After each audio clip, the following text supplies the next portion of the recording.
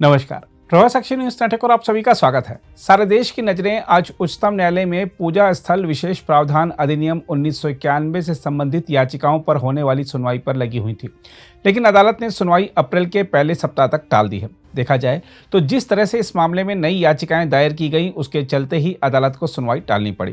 प्रधान न्यायाधीश संजीव खन्ना और न्यायमूर्ति संजय कुमार की पीठ ने कहा है कि मामले की सुनवाई 3 न्यायाधीशों की पीठ करेगी। हम आपको बता दें कि सुबह शीर्ष अदालत ने पूजा स्थल विशेष प्रावधान अधिनियम 1991 की वैधता से संबंधित मामले में कई नई याचिकाएं दायर किए जाने पर अपनी नाराजगी व्यक्त की थी। जब एक वादी की ओर से पेश हुई वरिष्ठ अधिवक्ता इंदिरा जयसिंह ने दिन में सुनवाई के लिए एक नई याचिका का उल्लेख किया तो प्रधान न्यायाधीश ने कहा, हम शायद इस पर सुनवाई ना कर पाएं। प्रधान न्यायाधीश ने कहा, याचिकाएं दायर करने की एक सीमा होती है, बहुत सारे अंतरिम आवेदन दायर किए गए हैं, हम शायद इस पर सुनवाई नहीं कर पाएं। हम आपको बता दें कि एआईएमआईएम प्रमुख असदुद्दीन ओवैसी, समाजवादी पार्टी की नेता और कैराना की सांसद इकरा चौधरी और कांग्रेस पार्टी सहित अन्य ने 12 दिसंबर के बाद से कई याचिकाएं दायर की, जिनमें 1991 के कानून के प्रभावी कार्यान्वयन का अनुरोध किया गया है। इससे पहले सुप्रीम कोर्ट की पीठ 6 याचिकाओं पर सुनवाई कर रही थी, जिसमें वरिष्ठ अधिवक्ता अश्विनी उपाध्याय द्वारा दायर मुख्य याचिका भी शामिल थी। भारत के पीआईएल मैन के रूप में विख्यात अश्विनी उपाध्याय ने 1991 के कानून के विभिन्न प्रावधानों को चुनौती देते हुए यह याचिका दायर की है।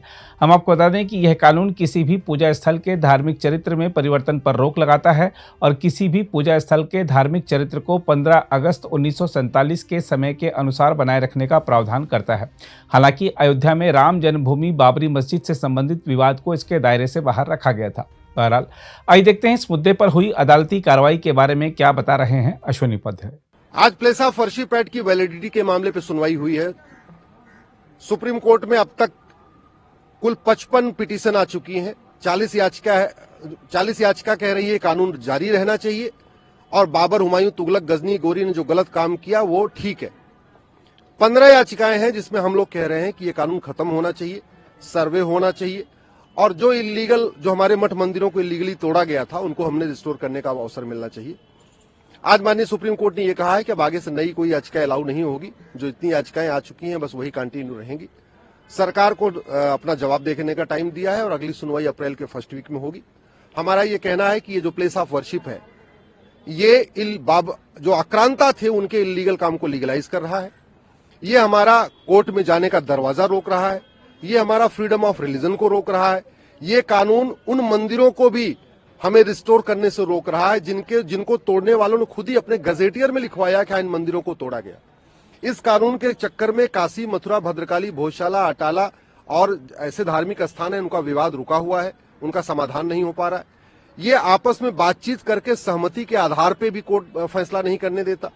अगर ये इतना करता, कम से कम बातचीत कर सके, तो एक तरीका ये भी था कि काशी, मथुरा, भद्रकाली, भोजशाला, अटाला के मामले में थोड़ी बहुत जमीन दे के वहां उनको जमीन दे दी जाती और उसको हम लोग फ्री करा सकते, तो वो भी नहीं करने दे रहा।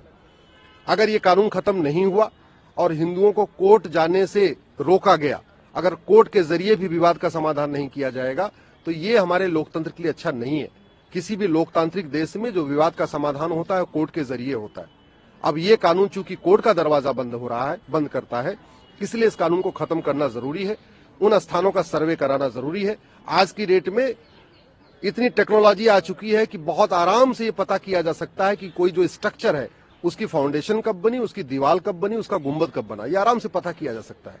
और अगर सर्वे के बाद ये स्पष्ट हो जाए कि नहीं वो मंदिर था तो वो हिंदुओं को मिलना चाहिए। हम ये नहीं कह रहे हैं कि जो मस्जिद है वो हमें मिल जाए, हम तो ये कह रहे हैं कि मुगलों ने जिन हमारे मंदिरों को तोड़ा था वो हमें वापस मिल जाए, वहां पूजा अर्चना शुरू हो सके। अगर आप भी लेना चाहते हैं देश दुनिया की तमाम जानकारी तो आज ही सब्सक्राइब करें हमारे चैनल को। साथ ही नीचे दिए बेल आइकन को जरूर दबाएं ताकि हर अपडेट आप तक पहुंच सके।